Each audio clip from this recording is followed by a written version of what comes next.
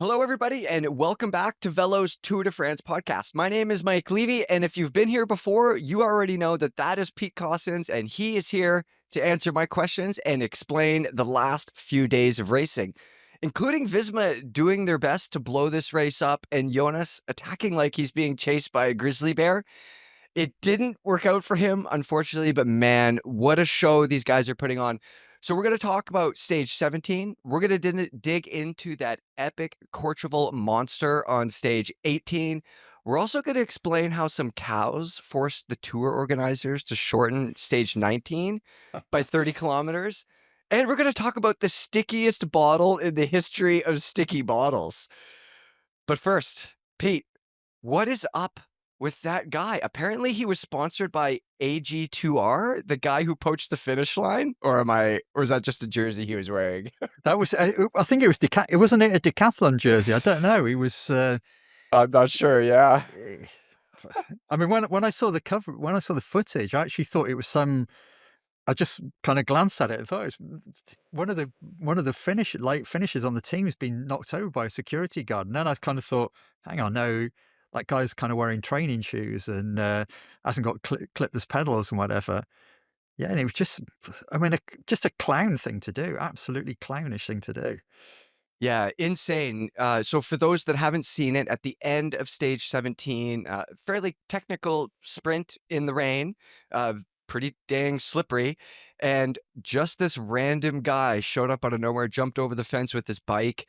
He had a jersey on, a pro-looking jersey. He made fake number plates out of cardboard that were actually laminated, and they had a number on them attached to his seat post. And I guess his goal was to ride across the finish line, which he did. Just about, yeah. Yeah. And then a security guard shoulder checked this guy, and man, did he hit the ground. I want to touch on a couple things here. Obviously, like, anybody that's listening to this, if you're a cycling fan, you think this is stupid. You think that guy's dumb. I don't need to tell you this, you know? This is like, you have the people on the climbs who are touching riders and getting a bit too close. That's one thing, but this is like some next level shit right here. I did see some commenters, Pete, saying that they should not have taken that guy down like that because he was obviously injured.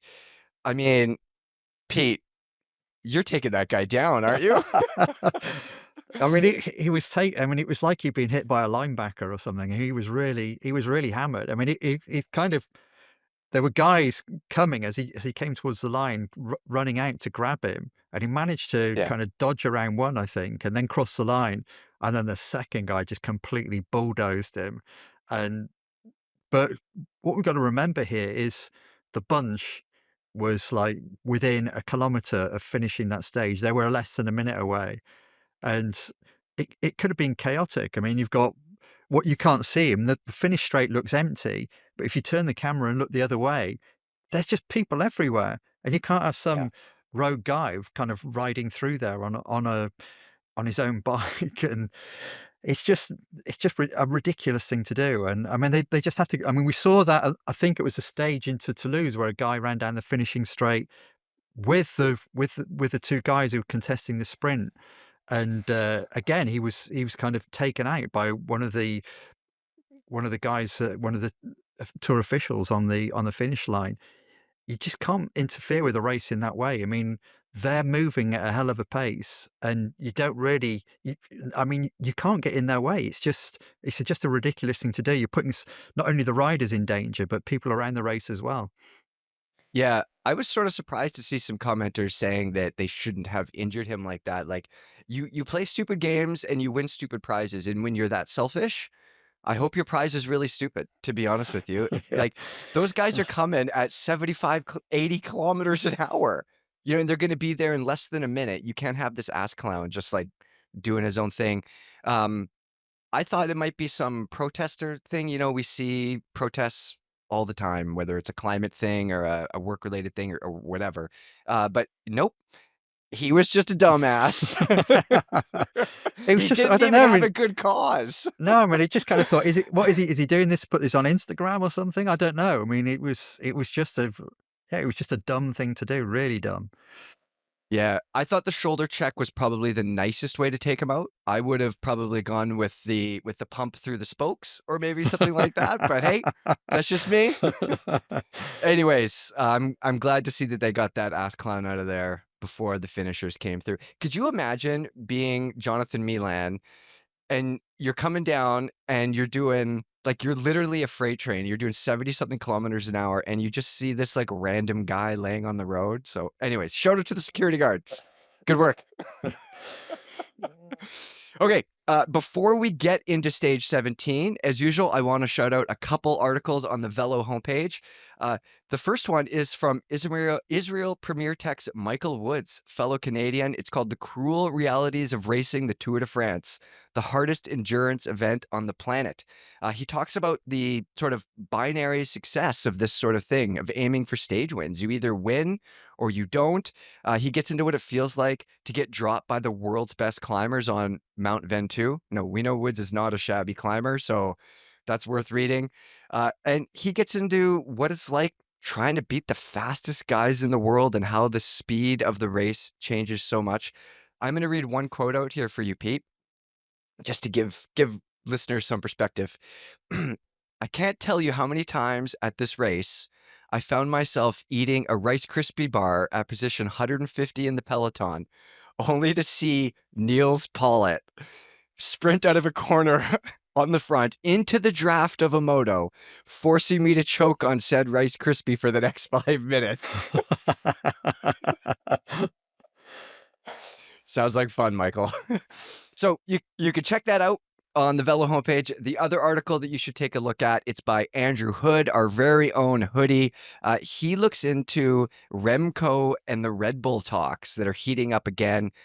Despite Remco abandoning the tour a few stages ago, he says the trade rumors have been simmering. They're getting warmer, and it looks like he might be leaving Sudal and going to Red Bull in 26. Pete, if you were Roglic or Lipowitz over there already, how would you be feeling about them wanting Remco? Yeah, I Especially mean, if you're Lipowitz. yes, yeah, I mean, I think with Primož, there's talk about him moving on or stepping back. I mean, he's just in some ways, I guess, and we saw at the start of the tour, he seemed like he wasn't really all that into it. He was being pretty casual about it and like saying if I do this or I don't do that, it's not really going to change my life. Even if I win the tour, it's not going to change my life. He's sort of playing everything down. I mean, he's kind of done almost everything he can in the sport. I mean, he's won the Giro, he's won the Vuelta 4 times, he's been second in the Tour and almost won the Tour.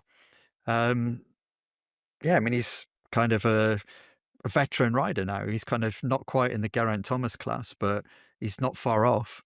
Whereas if you're Florian Lipovitz and you're kind of finishing third overall in the Tour de France, you're going to win the white jersey as best young rider by the look of it, and you've had such a breakthrough season.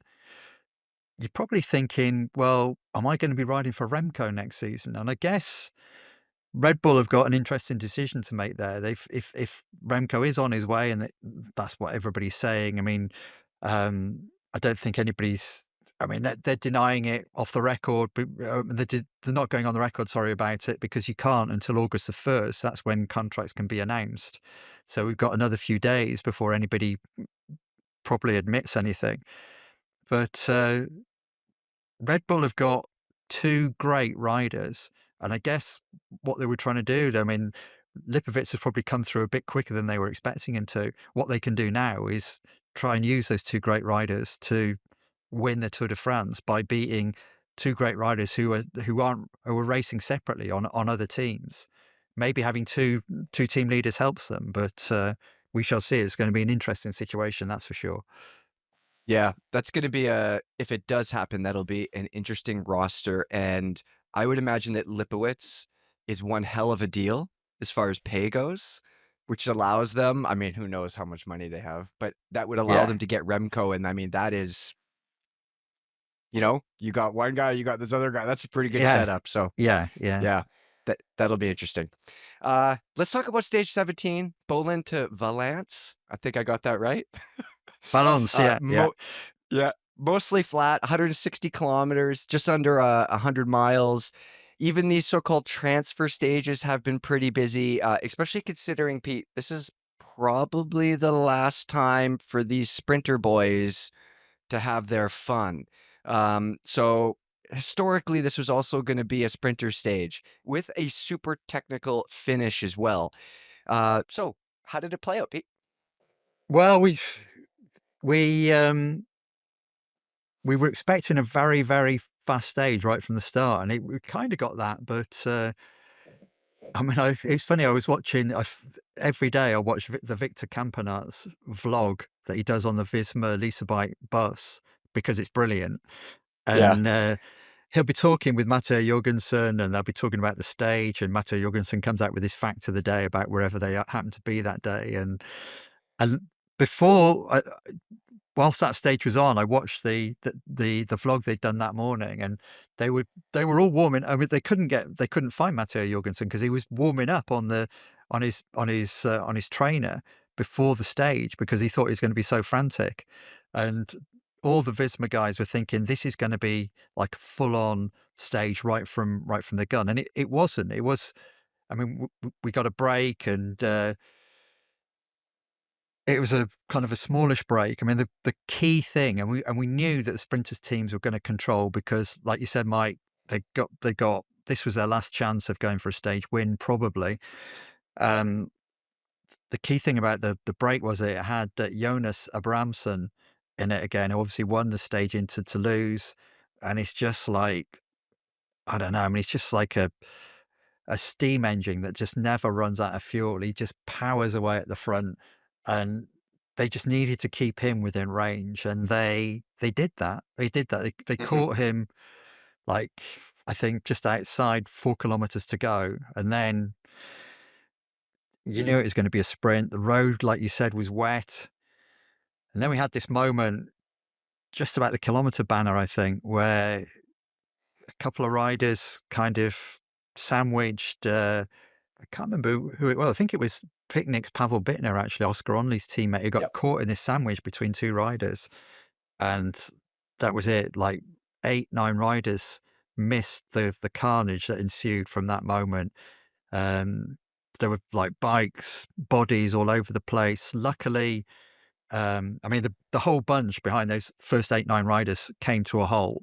Um, I think Carlos Rodriguez from Ineos Grenadiers fractured his pelvis, and that was Oof. the end of his race. Bimiam was caught in there as well. Binny and Germo was caught up in there, and so we just ended up with this really. I mean, it was like a small group sprint. There were nine riders up there, and Jonathan Milan was in there, and you just thought, well, this is only going to have four ways. This is only going to go one way, isn't it? And it did. Yeah. It did go one way. Yeah. Although, I have to say, Milan won it, but I think it was probably only about half a wheel ahead of Jordi Meus at the end from Red Bull.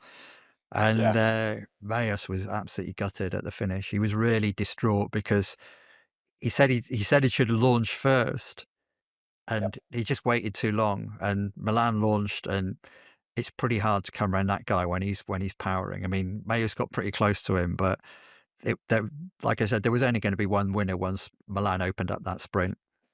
Yeah. As usual, a lot of these sprint finishes, they come down to the timing. Like if so and so had jumped 100 feet earlier or 100 feet later, it's all timing with these things. And if that finish line was another 20 feet, 15 feet, 10 feet, I don't know. Milan might not have had that one, but just another semi truck flying across the Yeah, I mean, line right there. It's good to yeah, I see. mean that's all part of it. I mean, just kind of knowing when it's the right time, where the wind is, whether you should launch at 100, 150, 100 or 200 meters to go or 225. They'll be getting all these details through their radios from the DSs about the wind direction and where to be on which side of the road and where how the road might curve or whatever. It all plays into it, and I mean Milan's just the master of that at the moment. Yeah, yeah. Before we move on to the next stage, I also want to shout out Wout. He did try to get a stage win. He jumped with 30K to go. Everyone, all of us would love to see Wout get a win here, but I don't think that's I mean, the chances are done now, basically. So, Well, um, he's got a couple of chances in the last couple of days. I mean, the certainly we've got a stage on Saturday that's kind of a punchy stage. It should probably go the way of a breakaway.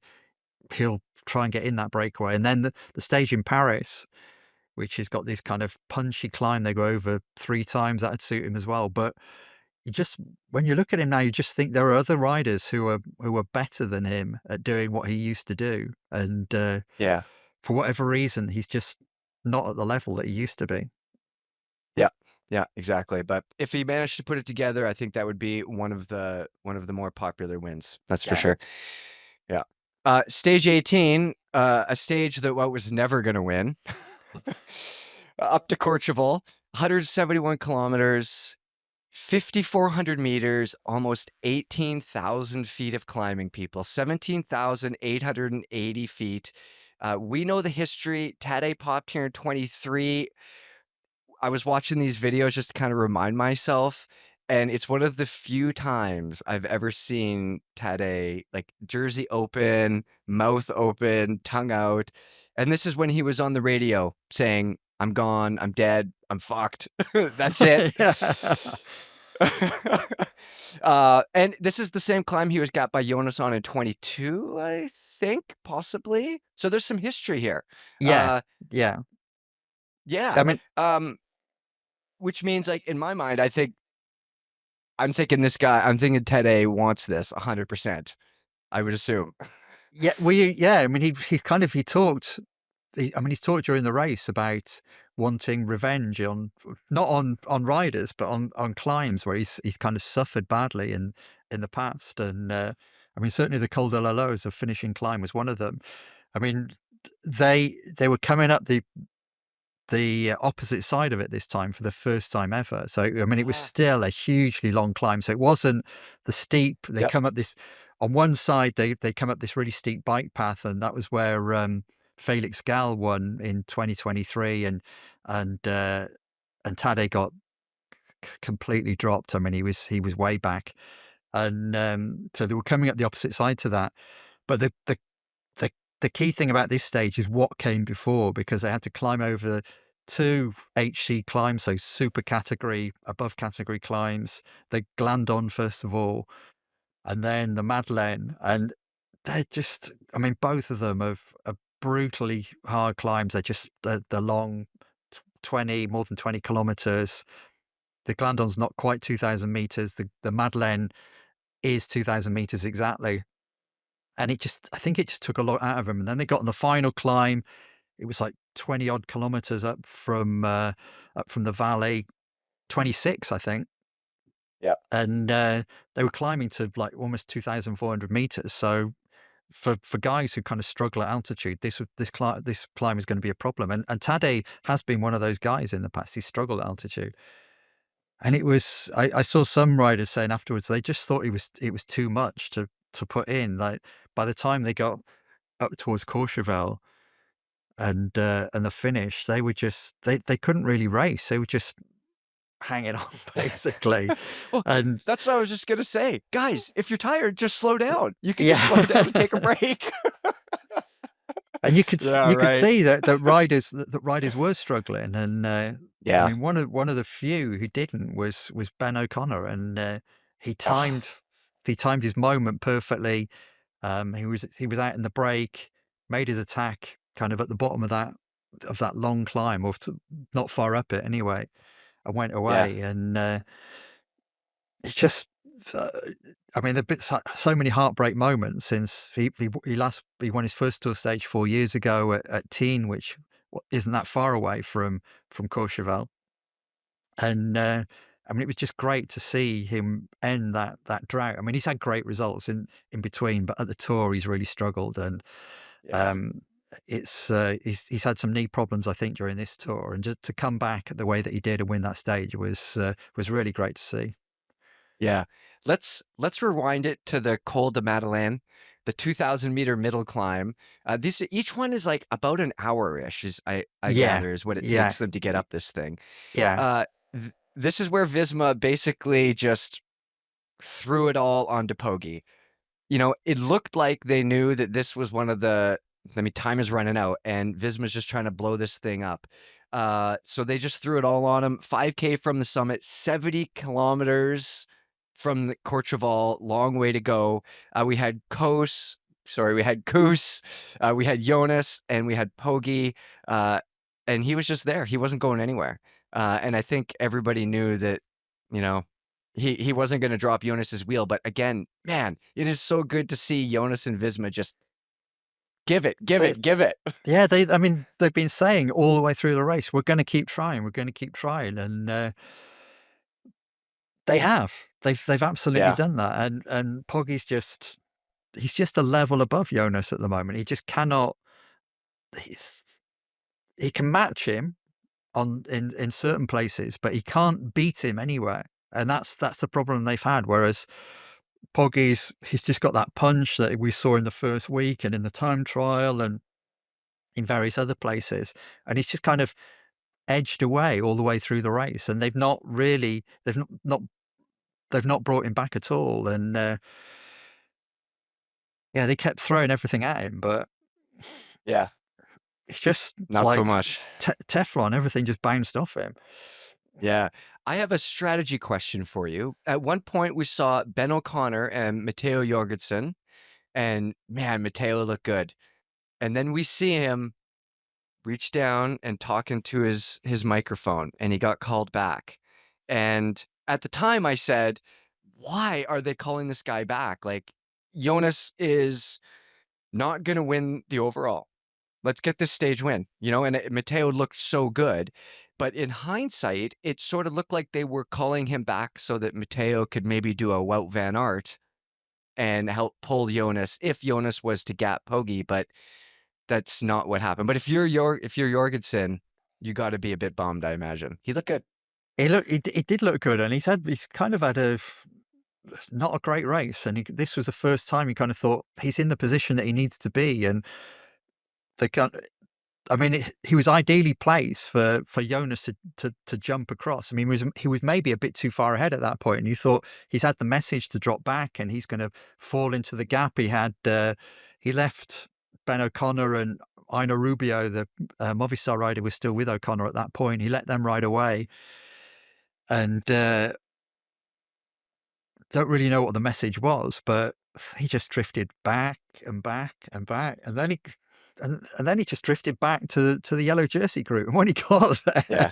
he kind of offered all he could do was like offer his bottle and a gel to to his teammates who were in the break. None of whom wanted a bottle or a gel. They just like, all right, and then he just went out the back, and you just thought, Yeah. well, that was a complete waste. They just The wasted life this of guy. a super domestique, He like, looked, and I saw Simon Yates saying afterwards, obviously another Visma rider, that the radios hadn't been working all that well, and so it sounded like Jorgensen got called back, but maybe the riders themselves didn't know that he was coming back, and I think they were waiting for Jonas to attack, and it just never came. I mean, maybe Jonas said that he didn't want to attack. I don't know, but there was some breakdown in communication somewhere there.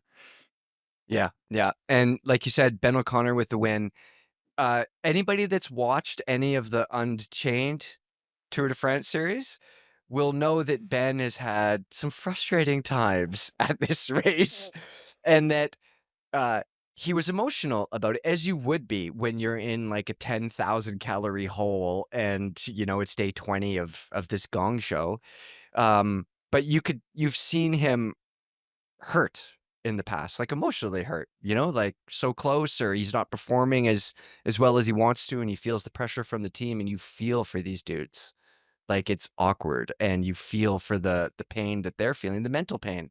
So to see him do this, especially on that stage, and how happy he was, I'm getting goosebumps. I'm getting goosebumps right now, people. Yeah, I mean, Big fan of that win. yeah, I mean, he like I said, he won 4 years ago, and riding for, well, what's decathlon now, was then AG2R La Mondiale, and finished fourth that year. And they kind of like, he's our leader. We're gonna have him as our leader. And 2022, things didn't go for him. 2023, Felix Gall came through, and he took the stage win, and O'Connor was having to ride for this other guy on the team, and now he's at Jayco, and he was going to be their leader as well, or he is their leader, but he got a bang on his knee earlier in the race, and he's just struggled, but everything came together for him. He just thought, I don't know, when you see, I mean, they're all going through these kind of these this personal turmoil constantly, or maybe Tadej isn't. He doesn't. He seems to Yeah. avoid it, but almost all of them are. And you kind of, this is why I think when whoever it is who wins, there's always a great story, because there's always some kind of like against the odds, and they've come back from that, and it was so nice to see Ben win that stage. Yeah. This is a tangent, but it reminds me of Mate Mohoric winning San Remo and his interview, his post-race interview. He was in tears, and he said like people like they don't understand what it's like to race against these people that are like imagine being Mate Mohoric or Ben O'Connor and you feel like you don't belong there. Like these are the like top 20 fittest humans in the world, but you get that when you get your ball stepped on so much, it's like Yeah, yeah, it's a hard thing to do no matter how good you are. You are mentally beaten. And to see a guy like Mate win Remo or a Ben O'Connor win this stage is absolutely amazing. Let's absolutely, talk about yeah. something else though, Pete. Let's talk about sticky bottles. I knew it would be onto this one. I mean, it Oh was my man. it was yeah, on the first climb. So they were going up the Col de Glandon, and um, I don't know, there may be a few kilometers. So this is in the break. So you've got Lenny Martinez is in the break with a few other riders. Thymen Arensman was up there, and uh, Martinez was in the polka dot jersey, but actually Tadej had it. He should have been Yeah. in the polka dot jersey, but Martinez was wearing it because he was second. And but if he could have, obviously, if he wanted to collect as many points as he could, and take the jersey by right, and they were going up there, and Martinez was on the back of the group and on the back of the group, and then he started swinging off the back of the group and losing ground or whatever, and the team car came up, and I mean, you kind of in that situation, you expect the team to give him a bottle or a gel or something, and give him a little bit of a boost. But then, I mean, this was ridiculous. I mean, he hung on to this bottle, he hung on to it, Yeah. and then in the end, he didn't even take it. He just Yeah. and then he went back for it again, and he just thought that this is stupid. And Yeah. I mean, I was seeing calls immediately, like on social media, like kick this guy off the race and kick the team off the race, and everybody was going mad. And then to rub salt into the wound, he gets back onto the group and takes the points as he's first over the climb, and you kind of think, well, that wasn't right at all. That wasn't right, and the commissaires decided it wasn't right either. Yeah. So poor old Lenny Martinez was aiming for the polka dot jersey. It looked like he was having a bad day on the Glandon there. And now, because of his penalty, he is not going to get that jersey, is he? No, I mean, I think they took 8 points away from him, and well, we'll get into stage 19 in a minute, but there was a point on stage 19 where he was actually got within 8 points of Tadej in the King of the Mountains classification. You thought, well, the thing is, if he hadn't had that sticky bottle, he wouldn't have gained the points on the Glandon. It enabled him to get Yeah. back in the group. So it's kind of ifs and buts. Yep. I did some homework on this one to find my favorite sticky bottles of the past. I have two of them. The most egregious one is Vincenzo Nibali, the 2015 Vuelta. Uh, he is at the front of a group. People that are listening, you got to Google this thing, go to the YouTube and look it up because it is absolutely great. He's at the front of a group of like 20, 30 riders. He's at the front. They're right behind him. His team car passes everybody, pulls up beside him. The guy grabs onto the car and the car just accelerates away. Like in 5 seconds, they put like 500 feet on the group, and there's a helicopter watching, of course. So he got in trouble with that one. And then my other favorite one was Alicia Balsamo in the 22 Paris-Roubaix.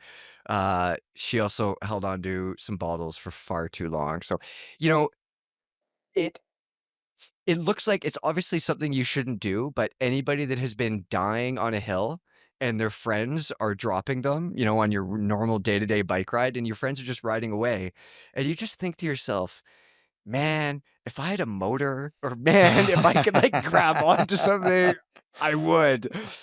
Yeah, so the temptation is always there, but that was a bit egregious for sure. The worst sticky bottle I've ever seen. Yeah.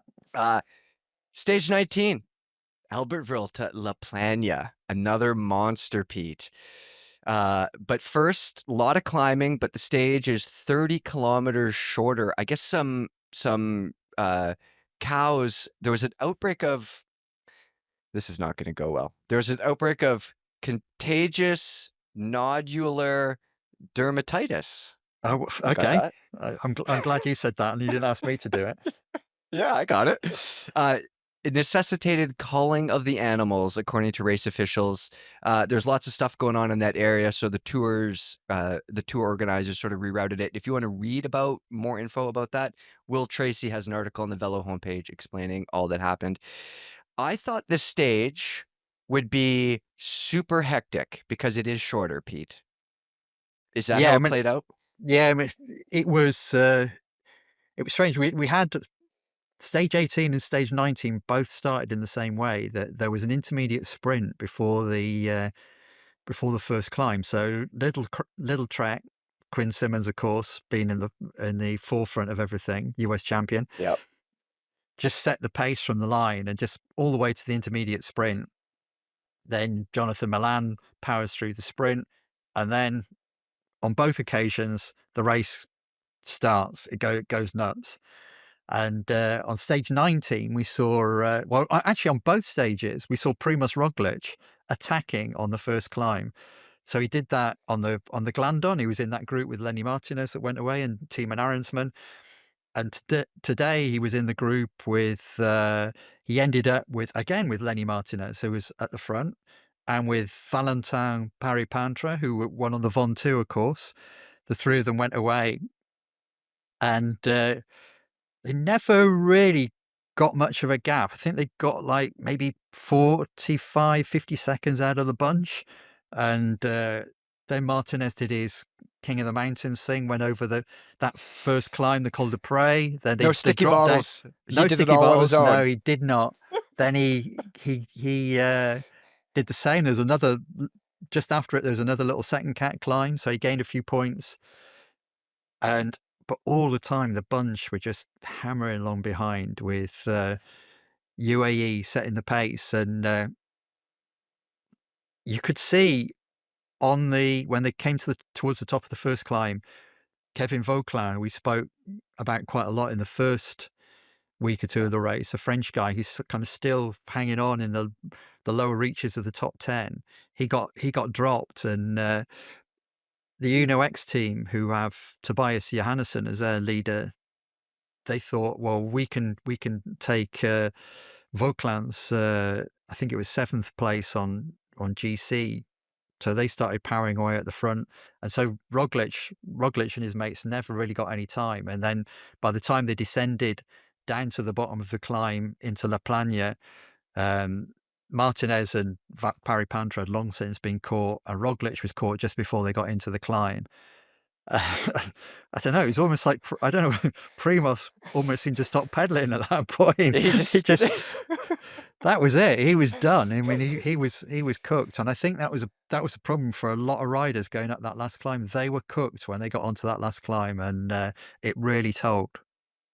Yeah, there were a few moments where I was holding out hope for Roglic, and then when it was very obvious quickly that they were reeling him in, and then out the back. And on the GC, poor Primoz.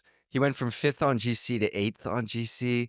Not, I mean, I guess it doesn't when you're Roglic and you're there for hopefully a top 3. I guess it doesn't matter if you're 5th or you're 10th or you're 20th. Yeah, he Probably. didn't care. I mean, he's finished second at the Tour, and he's won stages, and he's obviously been a long time contender. Yeah. I mean, it's if you look at Red Bull's tactics, they seemed weird at times. They didn't really seem Yep. to settle on either Roglic or Lipovic as their rider, or having one of them working for the other when they needed to. And I think that, especially on stage 18 to Courchevel, Lipovic ended up kind of isolated on his own, and almost kind of ended up losing third place because of that.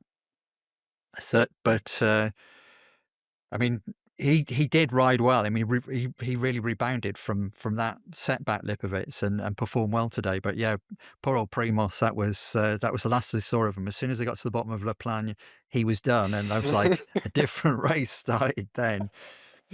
Yeah. Let's fast forward to those slopes on La Plana. It's rainy. We had the group getting smaller and smaller. We had Ben up there again. We had Tade and Jonas. And we had Thymen Arensman again. And we saw Pogi attack, Jonas go with him, and Armenson was like, I don't know, he's got like 30 feet on him ahead of him. They passed that guy like he was standing still. Yeah. And you see Armenson shake his head. Visually, he shook his head. He's like, oh God, like imagine what's going through his mind at that point. He's probably thinking like, oh, that's it. These guys are gone, right? But that's not what happened. He No. just picked his pace and did his thing, Pete, and tell me what happened. Yeah, I mean, they kind of he attacked once, and like you say, they just like went by him like he was standing still, Poggy and Jonas, and then they eased up, and then Arensman bridged back up to them, and I mean, in that situation, uh, his best option was to attack. There was no point in riding with them because they would have just rode away Yeah. from him at some point. So he had to attack. So he attacked again, and then again they rode across to him, and then the riders who'd been dropped behind started to come up, started to bridge back up, the likes of Oscar Onley and Florian Lipovic and a few others. And Arensman went a third time, and this time he did get a gap, and kind of it was only 15 seconds or not very much for a long while. Then it just kind of expanded and expanded, but again, not massively. He got to like 30, maybe 35 seconds at one point, and all the time behind, Poggy's there riding on the front, setting a pretty rapid pace, and he starts to kind of reduce the deficit. And he's got Jonas on his wheel, and Oscar Onley's there, and Florian Lipovic, and Ben Healy was there for a while, and he dropped back, and Johannesson was Yeah. dropped, and Felix Gall was dropped. And so you had these four riders behind Arensman, and you're thinking, at some point, Poggy or Jonas is going to accelerate, and like we'd seen further down the mountain, they're just going to go past Arensman like he's not moving. And then he just went on and on. And I mean, I was doing the live report for Velo, and I was saying, this is just like watching chess on wheels. I mean, this is like typically one of the things that cycling's kind of described this way, like the tactics come into play, and everybody's playing mind games with each other. And they were just waiting and waiting and waiting. And eventually you're thinking, this guy's going to win it. They're Yeah. not going to catch him.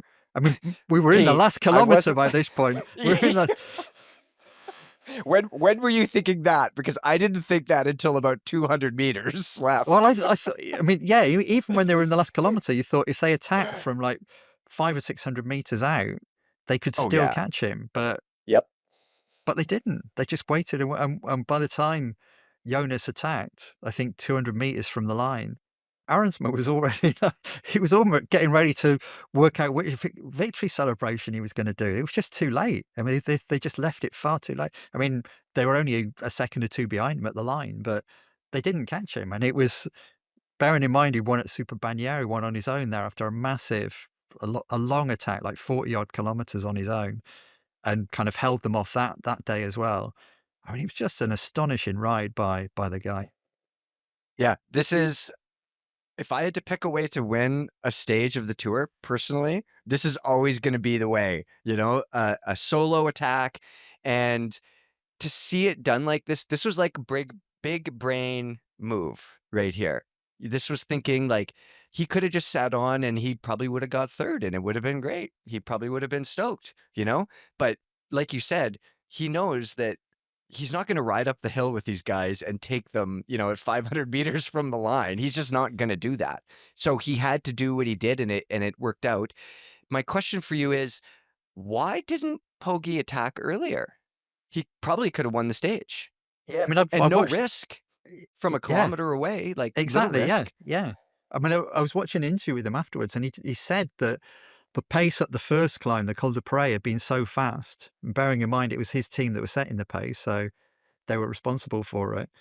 And then when they came into that pace continued, and when they came into the bottom of La Plana, Tim Wellens was just absolutely hammering along, and he'd been hammering along for ages. And he went when they started going up La Plana, we talked about Roglic being dropped, but all kinds of names have been dropped right from the bottom of La Plana. And Set Course, I remember, was one of the first guys to be dropped going up there, and you kind of thought, well, that's a bit unusual, but Yeah. given the great climber he is, and I think Poggy and the rest of them were just they're just kind of almost running on fumes now. There's not much gas left in the engine for any of them. Yeah, understandable. I think again, this underlines the point that a lot of people have made that Poggi has changed in a way compared to previous years. You know, he wouldn't have lost the race if he blew up with 500 meters left, but you just see him just being a bit more of a thinking rider, which is interesting to see. And yeah, evolution, Yeah. Yeah. right? Yeah. I mean, I think Well, just quickly, I would say that on a day like that where his team had worked so hard, he would almost make it like a point of honor to win. And it was like you say, that kind yeah. of that change of thinking became really obvious today. Yeah. Speaking of point of honor, we do have to say that Armandson has probably saved Ineos's year. I Absolutely, feel like absolutely, yeah, yeah. poor Carlos Rodriguez is out, like all sorts of like things happening behind the scenes, shit going on we're not going to talk about, but for this guy to win two stages and do it how he did, Ineos has got to be super happy with this guy. So congrats to Armandson. Big Yeah, big I mean, day. I Another would big say, day. yeah, I mean, he's ridden amazingly, and what you got to remember is he rode the Giro as well, and he had two great opening weeks to that race, and was looked like he was going to finish well up, and then he, I think he had a crash or something, and his knee was a bit messed up, and I think he struggled a lot in the third week, and then to come back from that and to win two of the biggest stages at the Tour de France is just absolutely sensational. Two of the biggest summit finishes. I mean, just it's amazing to watch. He just whacks it into a big gear and churns the Yeah. big gear. He's kind of standing on the pedals almost all the time. You can see the effort kind of coming out of every pore when that guy is riding a bike. He's not a pure climber, that's No. for sure. So it's cool to see that guy do that like that. Yeah. So give him a raise, Ineos. He deserves it. Uh, Pete, this is probably our second to last podcast. How do you feel about that? I'm disappointed, mate. Could we not carry on during the Tour de France fam next week? I think, yeah, well, we might. We'll see what the boss man says. I'll see you next week, Pete. But we've got two stages left before we wrap this thing up.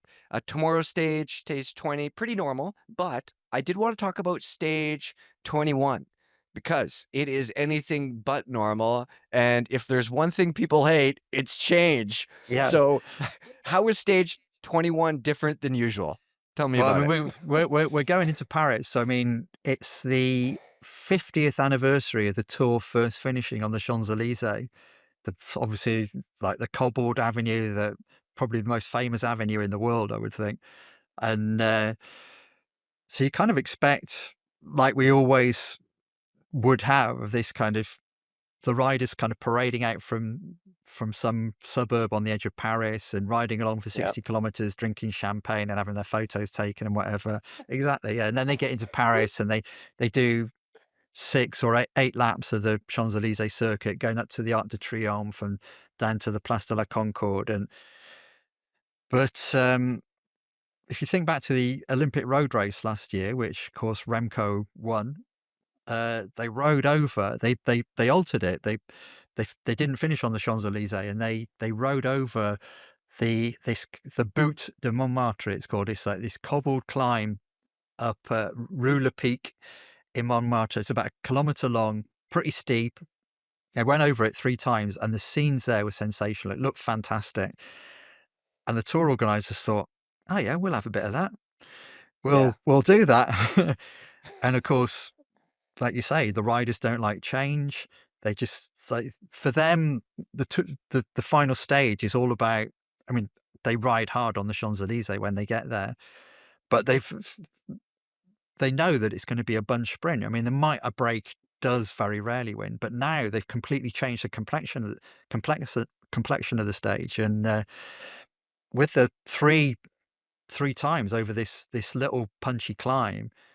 I mean, all kinds of things could happen. I mean, we're not going to see Jonas ride away from Poggy or anything like that, but you could potentially see Oscar Onley leap from 4th place to 3rd place if Florian Lipovitz has a bad day. And of course the sprinters, they're basically they had their final fling, or they had a fling in, well, Jonathan Milan and Jordi Meus did in Valence a couple of days ago. Tim Merlier got held up in the crash. Biniam Girmay went down on the ground. They're riding to Paris and they got nothing to look forward to, and it's just Yeah. kind of goes against tradition. I won't say I'm against it, but for a lot of the riders, it kind of, it's not the proper tour ending, not the ending that we've come to expect. I want your opinion on this. What would you rather have? You're a journalist. You're Pete Cossins. You get to decide on stage 21, traditional ending or this new version. What would you choose? I think it's good to spice it up every once in a while and do things differently. What I don't like about the final stage of Grand Tours is that, I mean, like I said, they race on the Champs-Élysées, and that's great. But then you have this like 60, 70 kilometers beforehand where everybody's having their photos taken, and it's like the race has ended, and you think, well, that isn't racing. Get after it, All right, boys. you're tired, but it's, I don't know. I mean, it's like watching everybody do a victory lap of honor before the event's even finished, and maybe it changes that a bit. I don't know. I mean, it's certainly. Yeah. I'm sure we'll still see that kind of, like you say, them drinking the champagne and whatever and having their photos taken. But it just kind of brings something different to the Tour de France. I don't think that's a bad thing. Yeah, I agree. It gives us more to talk about from a journalist's perspective. It Exactly, gives yeah. us much more to talk about, especially if it's angry quotes from sprinters. I love it. I love it. All right, Pete, let's wrap this podcast up. Everybody, thanks for being here for, I think, what is our second to last Tour de France podcast episode. We hope you enjoyed it. Join us in a couple days. We're going to talk about stage 20 and talk about that very different stage 21. We will. And we'll wrap up the Tour de France. If you've enjoyed this podcast series, as usual, please give us a like or a follow or a share, or even give us a review, preferably a good one. We would prefer a good review. If you're going to write a negative one, don't do it. And we will see you in a couple days. See you there.